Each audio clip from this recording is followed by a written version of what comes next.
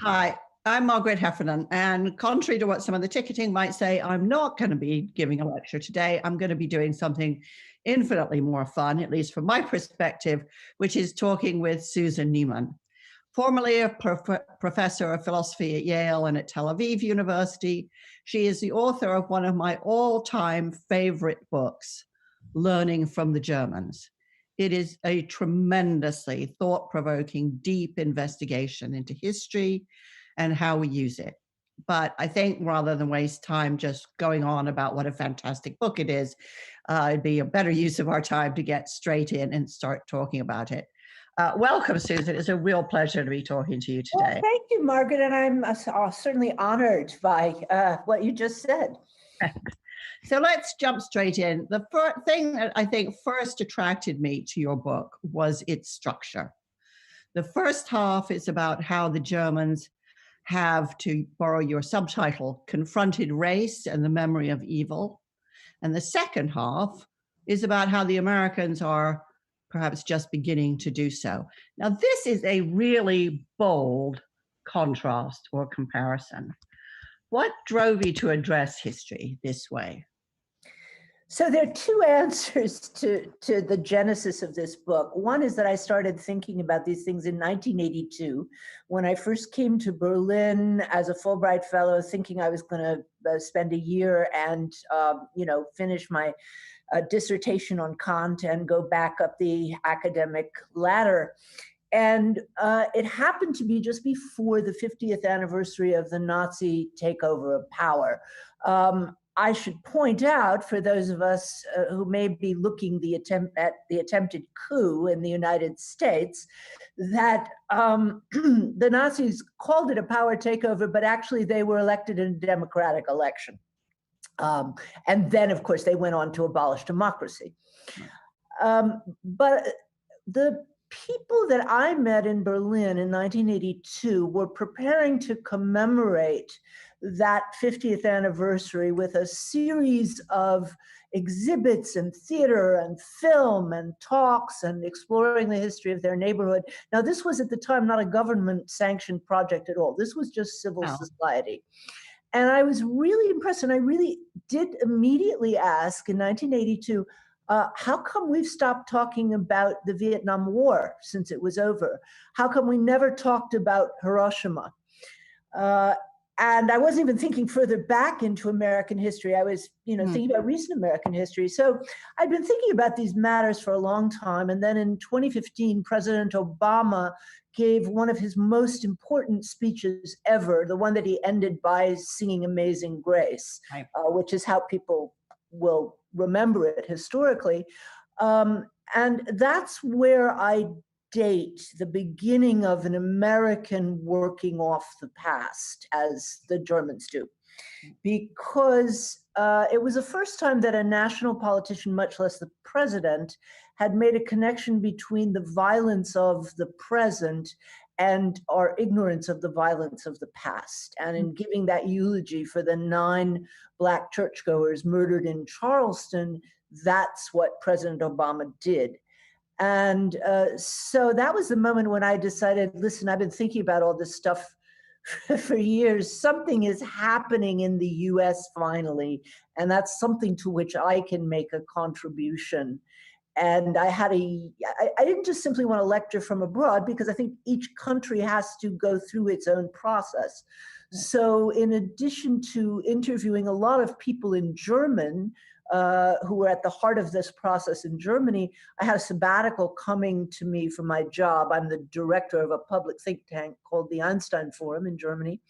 I had a sabbatical coming to me, and I spent most of it in Mississippi, in the Deep South, talking and learning from people and interviewing people who were doing this kind of work in the US. I should say that the book was going to have a third part.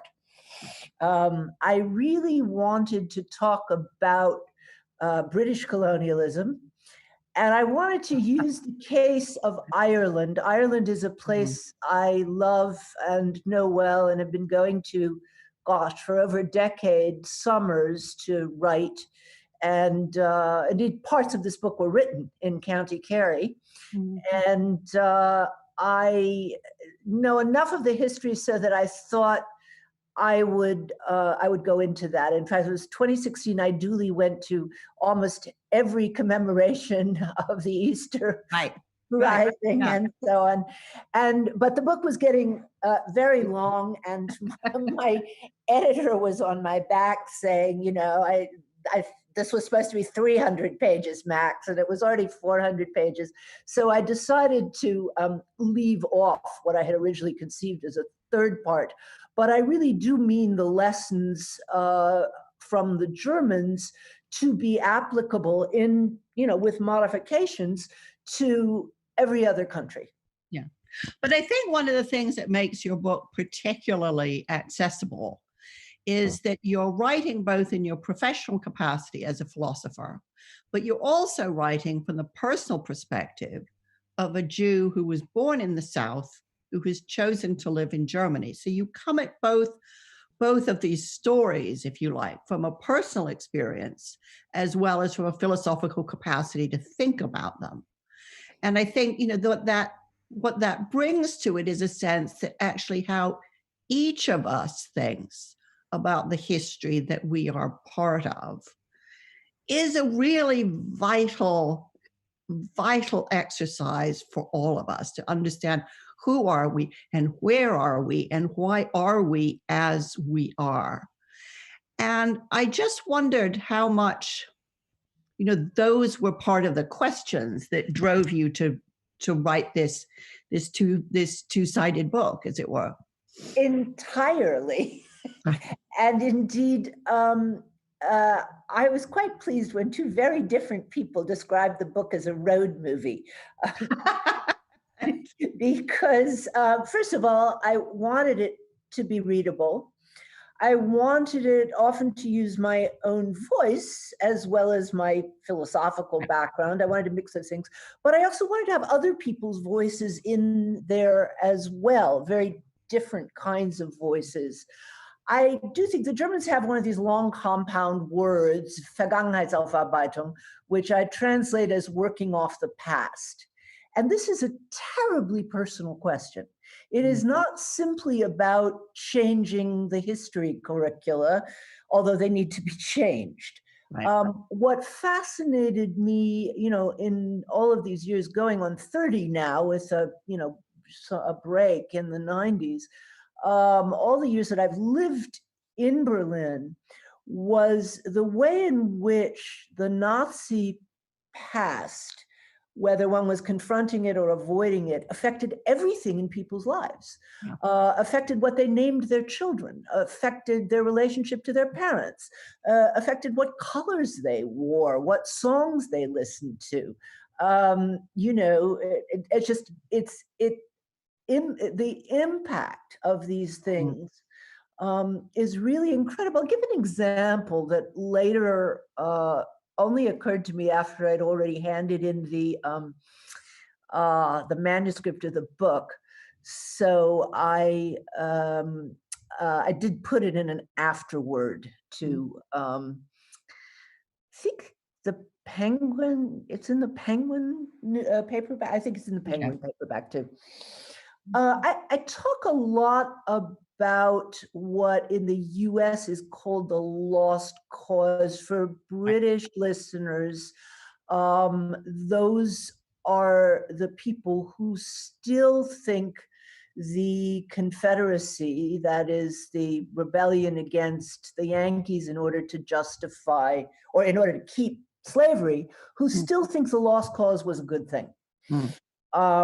It was about chivalry and mansions and decorum and elegance and grace. Gone with the Wind. All you have to do is see Gone with the Wind once, and you know what it was about. But interestingly, Gone with the Wind is only the most famous of a whole Hollywood genre. Somebody did a study of it, which I think I quote in the book, that of all of the films made in Hollywood about the Civil War, only 10% were on the side of the North. And that is really interesting, you know, but being a rebel, right? Everybody wants to be a rebel. That's kind of cool and all that stuff. So anyway, but the lost cause is obviously it's a very reactionary thing to believe in. The man who's trying to hang on to the White House at the moment just vetoed a bill for military appropriations because it was suggested that it was about time to change the names of some of the major US military bases who are named after Confederate generals who, after all, were traitors to the country. He refuses to do this. Oh. So anyway, so I just handed in, it's the end of 2018. I've just handed in my manuscript finally after my editor at New York is getting more and more nervous. And I was driving on the New Jersey Turnpike between two talks, and it was late, it was raining, and I started to worry I was going to fall asleep at the wheel. And so what do you do in a situation like that after you've drunk all the espresso you can stand? You turn on the radio and you start singing along as loud as you can. So that's what I'm doing. And all of a sudden, Joan Baez's cover of The Night They Drove Old Dixie Down comes on the radio. Beautiful song, gorgeous song. And I start singing and I think, wait a second. This would be like singing The Night They Drove the Wehrmacht Down. This is an elegy for the lost cause. Right. And the interesting thing is Baez's civil rights creds are as good as they got. She not only sang at the March on Washington in 1963 when King made his famous I Had a Dream speech, she sang in Selma, Alabama when white people were getting killed. Right. So even Joan Baez did not realize when she recorded that song, which became probably her greatest hit, how deep this, unworked off history has gotten into our heads. Yeah, yeah. One of the other things I thought was so fascinating about your book was the way you explained how a lot of the rethinking of the Nazi past was hugely driven by East Berliners, because the experience or the telling of the story in East Germany had been so different from the story in West Germany. And I remember visiting the War Museum in East Berlin before the wall came down and seeing a completely different story. Here I was in Germany, right? But the war had been won because it was a war against fascism. So it was a completely different way of telling the story. And I was just really struck by, what you seem to argue in the book, which is that actually the influence of the East Berliners after unification hugely drove this rethinking. That's not, unfortunately, quite what I would say. I wish that had been the case. Okay. And that was the most controversial chapter of the book. I actually got hate mail for it because saying anything good about a formerly communist country can get you in trouble quickly. I had two German contemporary historians fact check that chapter because I knew I was going to get hell for it. And I also interviewed many former citizens of East Germany, all of whom were members of the opposition. That is, these were not party people, right? Members of the Communist Party. And all of them said, I could criticize almost everything about East Germany, but the anti-fascism was genuine. Mm-hmm.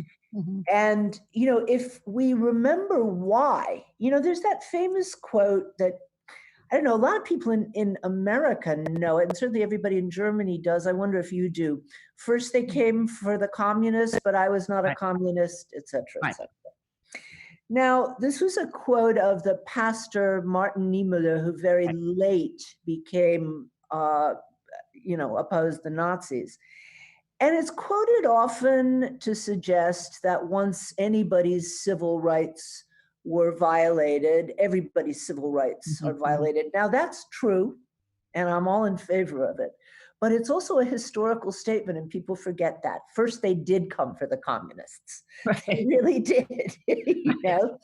And fascism was just as anti-communist as it was anti-Semitic.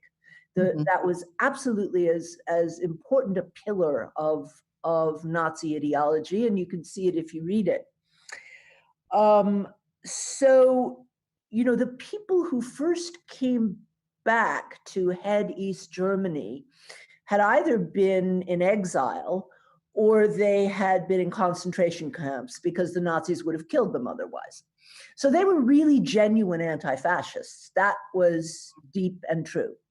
And they put more Nazis on trial and got more Nazis out of office, and they made it a part of education. As you say, you saw it in that museum. I saw that Yeah. museum Yeah. exhibit too before the wall came down. Um, they they did over 1,000 films and television films about it, so on and so on. But unfortunately, after reunification, um, there's been a lot of revisionism of history, including in Germany. Everything from East Germany was bad.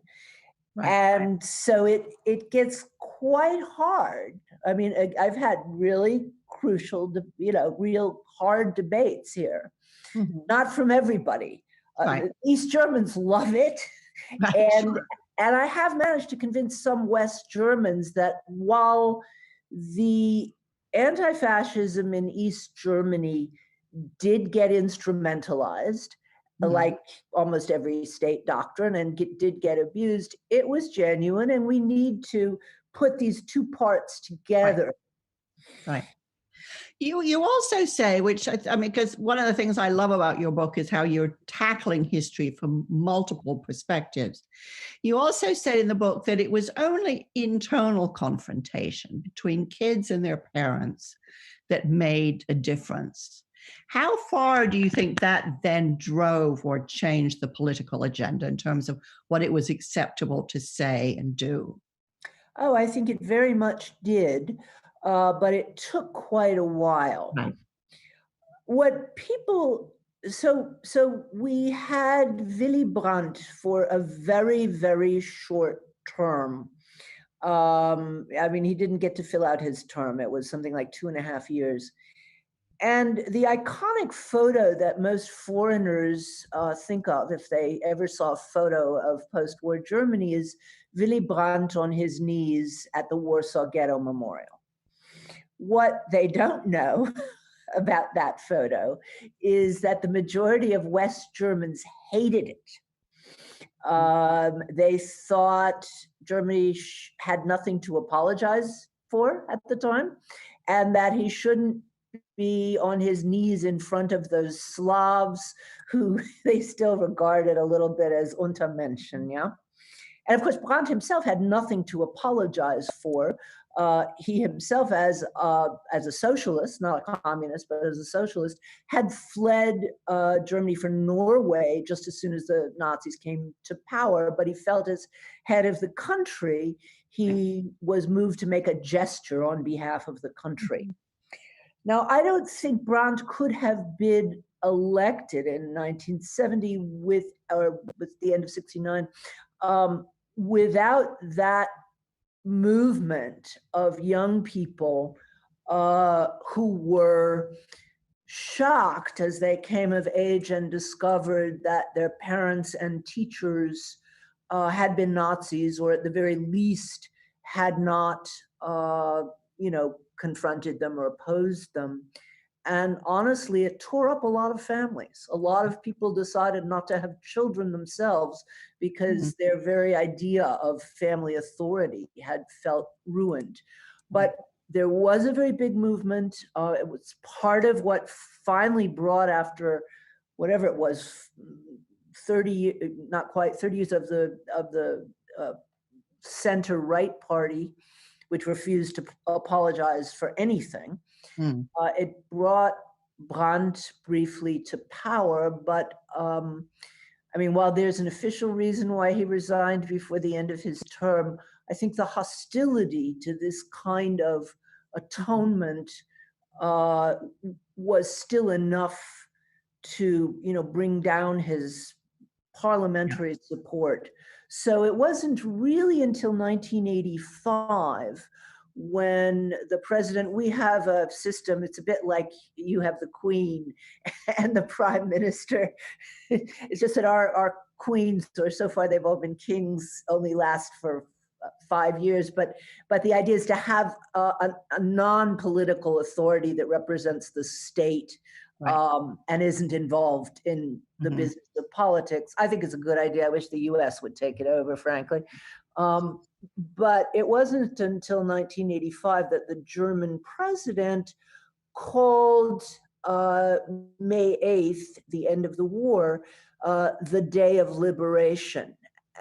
Because before that, it had been a day not to mention or a day to mourn, the day of defeat, the day of the capitulation, all of that. Now, East Germany had been calling it the Day of Liberation for 40 years. A long time, yeah. But, better late than never. Yeah, yeah. And I mean, your book is full of fantastic examples which illustrate the way in which Germany really came to see its own history in different ways. Regionally, it's a little different. You talk about, Munich rejecting the stumbling stones. But you talk about two things in particular that I just wish you could explain a little bit more to people who aren't familiar to them. One is the memorials to the resistors, to, make it clear that actually, yes, some Germans did resist the Nazis, not everybody. The only possible response was not acquiescence. And the other is the stumbling stones, over 70,000 of them now in Europe, which you call the largest decentralized monument in the world. That's what other people say. I have to take their word for it. But yeah. Exactly. I wonder if you could just talk a little bit about the power of both of these things. Sure, happy to. I should say that I think the German process of facing its history has by no means been perfect, and it's still going on. Right. And I think that, I think they've made quite a number of mistakes and are still making some, as a matter of fact. I just got involved in a long political dispute about that. But I still think that they are an example to other countries. And before I answer your question directly, let me try to explain that. I think it's very natural for every country to want to look at itself as heroic. We always want to see our people as heroes, And if there's a big red flag in the middle of the history, then our natural move is to say, well, they were victims of history. If things had gone otherwise, they would have been heroes, but, they were victims. What the Germans did finally, many of them unwillingly, was to make a further move and to say, yes, we did suffer a lot at the end of the war, but other people suffered worse, and that was our fault. And that's a move that needs to be made. Yeah. So one of the things they have done is to put up memorials. Of course, there are, I wrote that there were no memorials to Nazis in Germany, and one should always be careful of such statements because, of course, somebody wrote to me and said, well, here in this very obscure little town is one, and, there are two, but there are a couple that were never removed, but they're not in any place where anybody who doesn't live in a 300-person village or something could see them. Okay. What they've done instead is to put up a lot of different memorials to victims, many different kinds. I think the stumbling stones are truly fantastic, and they inspired Brian Stevenson, who you may know, but your listeners may not. He's one of my heroes, and he, among other things like getting people off of death row, he has built what's now called the National Lynching Memorial in Montgomery, Alabama. It is a reason to go to Montgomery, Alabama. It's that extraordinary. It's the best memorial I've ever seen of anything. But the stumbling stones in Berlin, I have to tell people, no, you're not meant literally to stumble. They're hammered into the sidewalk. They're little brass plaques, and they're placed in front of the last known address of someone who was deported and or murdered by the Nazis. Name, birth date, date of death if known, date of deportation if unknown.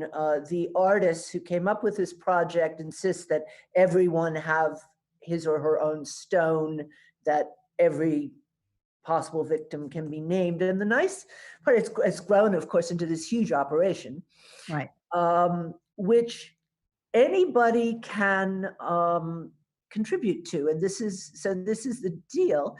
It costs 120 euros, I guess about 140 pounds, just to cover the cost of the thing. But what you have to do if you want a stumbling stone in front of your house is to research the history of the person in your house who was deported. I mean, to actually do some real work.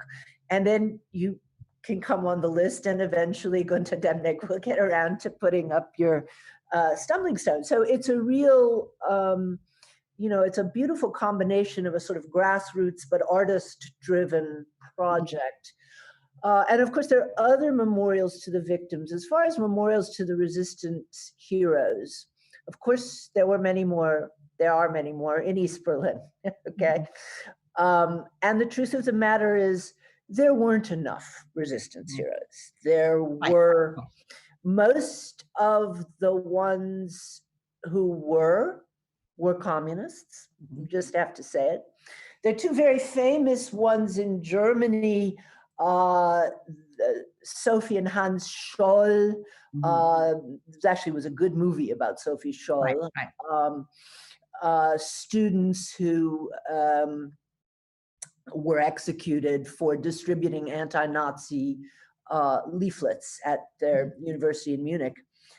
And the 1944 conspirators, there's also been a not very good Hollywood movie about that, who are actually very reactionary Prussian officers who wanted to make a separate peace with the Western Allies so they could band together and destroy the Soviet Union. And they decided to try an assassination very, very late in the game, when it was clear the war was over, in July 1944. So they are not heroes in my book, and nor in many people's book either. And what I find interesting, though, about celebrating them and celebrating, I mean, I think there's a Sophie Scholl street in most towns in West Germany now. The problem with celebrating those people, aside from the politics of the Prussian officers, is that it kind of leaves you with the feeling, well, anybody who tried to resist got executed, and it didn't do any good anyway. So this is why, last answer to your question, my second favorite memorial in Berlin is to the women of the Rosenstrasse. It's a street in the middle of town. In 1943, so it was always unclear to the Nazis who exactly counted as Jewish enough to be deported. And for a while, although they put a lot of pressure on non-Jews to divorce their Jewish spouses, they did not deport the Jewish spouses if they were married to good Aryan people. They cut their rations, they made their lives miserable, but the spouses who loved their Jewish partners stayed true. So finally, the Nazis decided to do a trial run, and they rounded up 400 men at work and took them to this holding place in the Rosenstrasse and in the It's now the center of the town. It's right around the corner from Alexanderplatz. And the women all came together. Many of them didn't know each other. And they just stood and they demonstrated and they said, give us our men. We're not leaving till we get our men back.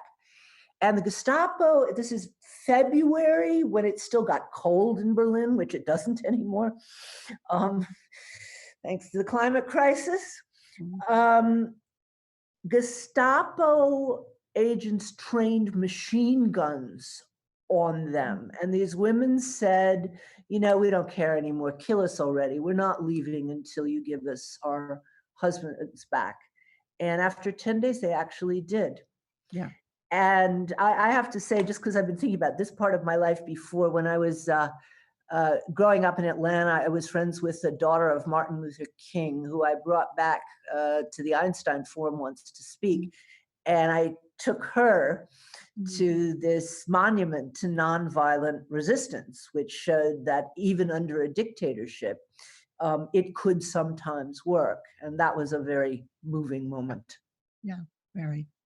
I'd like to talk a little bit about Bryan Stevenson, because your section of the book about the South and the legacy of slavery is clearly hugely important. And I was kind of struck too that that what he's achieved is still relatively poorly understood, I think, in the US. I was just reading Eddie Glaude's new book about James Baldwin, where he's kind of amazed to discover what's going on there. And I just wondered, in terms of the sort of what feels like the beginnings of a rethinking at very long last around slavery, I wondered, do you think does it have the chance of attaining the kind of scale and impact of the change that you've seen and chronicled in Germany? Absolutely. Although what we are now seeing, of course, is a backlash to that change.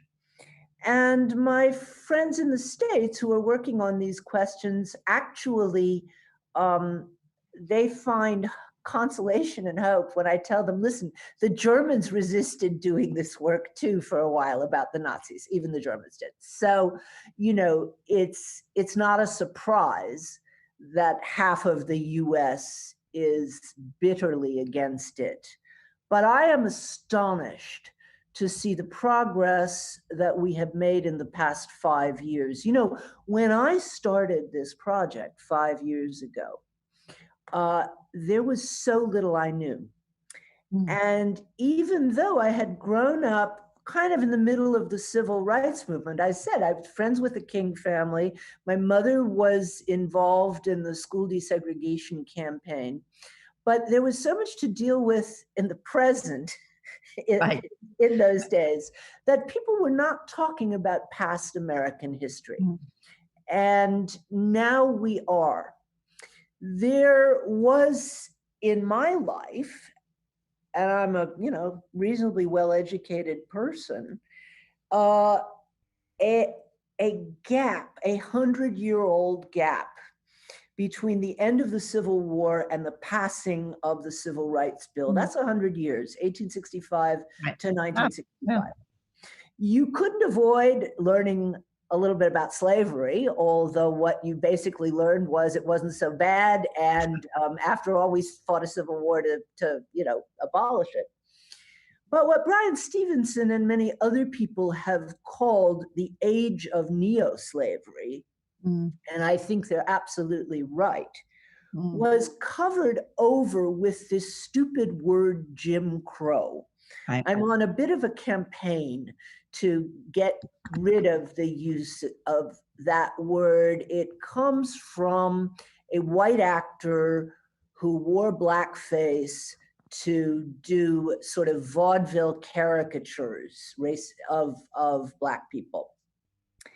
And what that suggests is, okay, we know there was racial prejudice, we know there were racial caricatures, but nothing like the age of racial terror, which is what Bryan Stevenson calls it. Right. And the funny thing is, it was right before our eyes. It's not that nobody knew that there was lynching. We didn't know the extent of it.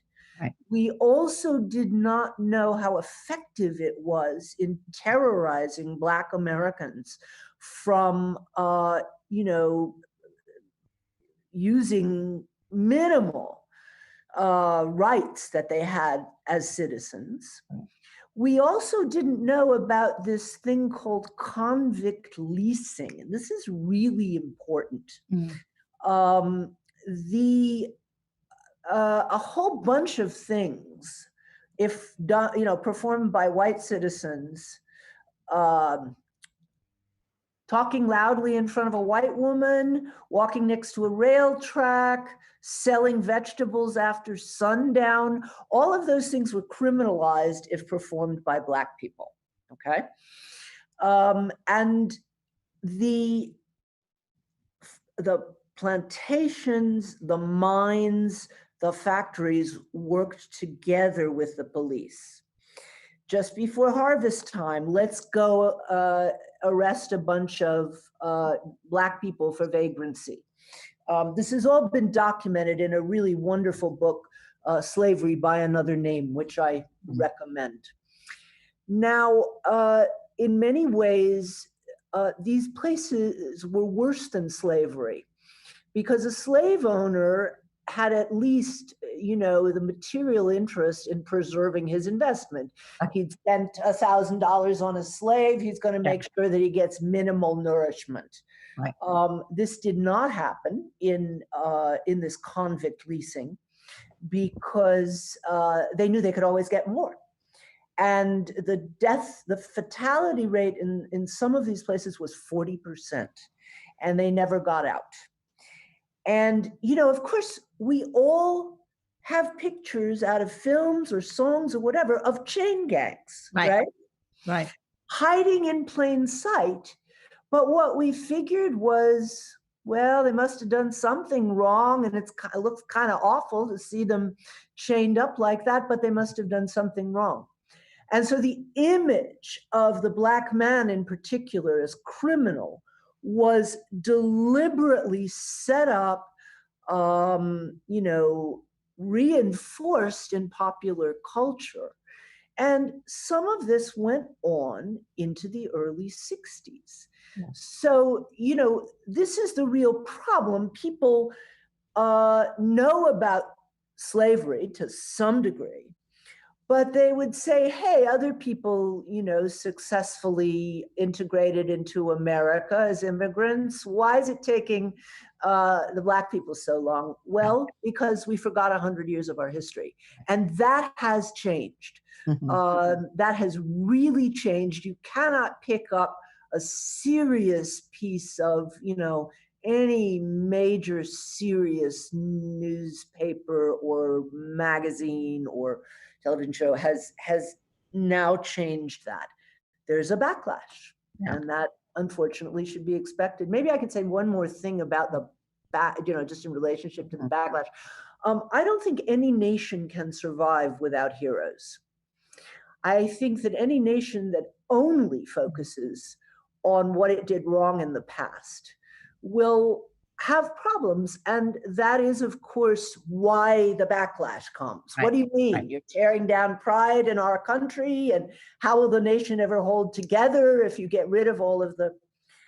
And I think it's very important. It's something Brian Stevenson also told me as well. It's very important that we remember other heroes. Yeah. And every country has some of them. Every country has people who fought for justice, even when it was not the popular thing to do. So that for me, the question is less which monuments do we take down, although that's a discussion to have, than who are we going to raise up? Who are we going to think in the 21st century, these people lived the values that I would like my community to share? Yeah, we need better heroes, in fact. Yeah. You also quote, I just want to spend the last few minutes talking about how this relates to the UK. You quote in your book Neil MacGregor saying, what's so remarkable about German history is that the Germans use their history to think about the future, where the British tend to use their history to comfort themselves. And I just wondered where you thought the UK stands relative to the US and the German efforts seriously to address their past. You know, I was appalled to see a Guardian poll last March, which said that only 19% of Britons thought there was anything wrong with colonialism at all. Wow. Wow. In fact, this is a funny story. When I presented the book, the hardback came out September 19. I presented the book in London. I was on a couple of talk shows where I won't try and imitate the accent. The presenter said, well, this has nothing to do with us. The Nazis were after world domination. And fortunately, you get it. Fortunately, I was quick enough the first time to say, I thought the sun never set on the British Empire. So I said it in the second show, but I was asked exactly the same question. I think that Britain has been even behind the US in these matters. And, you know, I'm not sure why it's taken Britain so long. I can give some, you know, some ideas, but I do think that the Black Lives Matter movement in Britain was an enormous step forward. And my guess is if the Guardian took that poll again now, they'd come up with a different result. Yeah. But I do think, you know, that for a number of reasons, Britain's still got a lot of work to do. Yeah. You say also, you know, facing shameful history is a sign of strength. It isn't self-hatred, and it isn't a sign of weakness. And I just wonder, you know, what do you think at this stage we in Britain should be doing to drive forward this sudden willingness, because of Black Lives Matter, really to confront the whole kind of horror, some of the horrors in British history? So let me use a homey analogy that I use in the book, because I also wrote a book called Why Grow Up? I think a healthy relationship to your country is like a healthy relationship to your parents. When you're a child, you believe absolutely everything they tell you because you don't have a choice. When you're an adolescent, you often reject everything they tell you, the same reason. And being an adult involves sort of considering which pieces of what you got from your parents you would like to maintain and pass on to your own children, and which pieces you have to say, you know, I want to live without that one. Yeah. And, you know, it's a process that I think one has to go through at a very fine-grained level of the kind that I mentioned. I mean, it does involve, you know, I don't know, you guys still singing Britannia Rules the Waves? Not sure that's, you know, the best idea. I mean, it involves going through popular culture. My hope, it involves, of course, the kinds of debates that have been going on about statues. It involves, and reparations. It involves absolutely changing school curricula. You know, what I absolutely hate, I must say, in America is Black History Month. I don't remember when that came into being. I hate it just the way I hate, you know, women's history courses. Right. Me too. Both of those things should be part of everybody's history. And we all need to learn about the contributions of women and people of color, you know, to our respective cultures. Right. So reading, of course, I mean, you know, literature and good film, you know, are for me absolutely as important as rewriting the school curriculum, but, you know, they should. My hope is that these discussions can be held democratically, because I don't think there's one rule that can say every statue, that, Right. needs to fall or anything like that. My hope is that people can come together, ideally really in small communities, and learn more about their history, the good and the bad parts, and use that space to think about, okay, we've looked at the parts of our history that, actually we're ashamed of and are sorry to be part of the nation. Now, who are the people we would like to cherish going forward into the 21st century, who represent the values we now want to represent? Yeah. And it seems to me that there is, I don't follow British news as closely as I follow American and German news, but it does seem to me that there's that movement going on. Yeah, I think that's right. And I think it is a moment. And interestingly, I think it's significantly driven by the younger generation and some of the conversations that they are indeed having with their children about, why we worship certain things, sing certain songs, why we tell history in a very increasingly, I think, peculiar way. I think, I think you quote Faulkner in your book, "The past is never dead. It's not even dead." It's not even past, he It's not said. even past. Your book, I think your book is a dazzling demonstration of the strength and richness we could find in history if we're strong enough and humble enough to explore it together with real integrity. And I think it is a huge challenge to those of us in the UK. Do we have the courage to face our history in all of its complexity, to make a better future for ourselves and for our children, and for anyone who might choose to join us on this little island? I think, the book is a huge inspiration to do that properly and thoroughly, and together. Can I make one more? You're saying so many nice things, but I want to interrupt you for one moment. Because I just started thinking about the song Rule Britannia and how weird it is. That is, to sing the Britons never, never, never shall be slaves, that's fine. But why does that have to go along with ruling the waves? Right. Couldn't one just change the words slightly? Yeah. Small suggestion from a Yank. Well, small steps and big ideas. Susan Neiman, thank you so much for a wonderful conversation. I wish we had a ton more time. Your book is packed with ideas. I can't recommend it highly enough to anyone who really wants to start a new year with a very different new mind. Thanks so much. Thank you so much, Margaret. And I hope we'll get to continue that conversation sometime in Berlin. Me too. Cheers. And thank you, everybody, for joining.